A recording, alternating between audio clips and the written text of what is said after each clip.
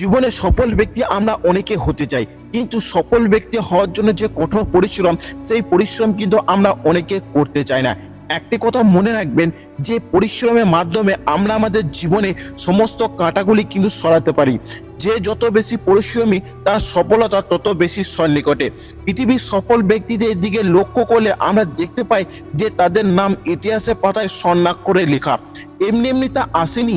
তাদের এই সফলতার পিছনে রয়েছে নিরল পরিশ্রম, ধৈর্য এবং ইচ্ছা শক্তি।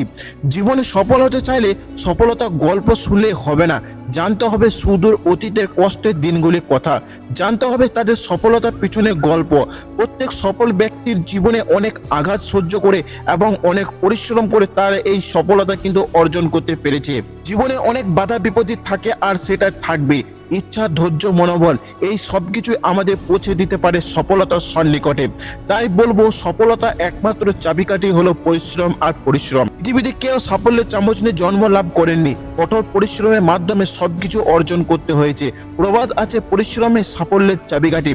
পরিশ্রমের দ্বারা ভাগ্যের চাবিকাঠি এমনভাবে পরিবর্তন করা সম্ভব, যা অলস মানুষের কাছে অলৌকিক বলে মনে হয়।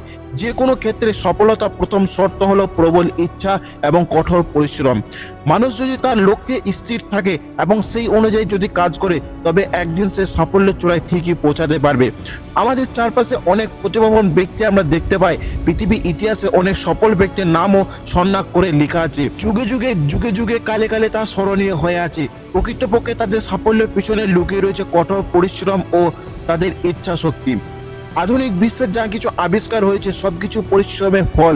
মানুষ কোনো কাজ প্রথমবারে সফলতা লাভ করতে পারেননি।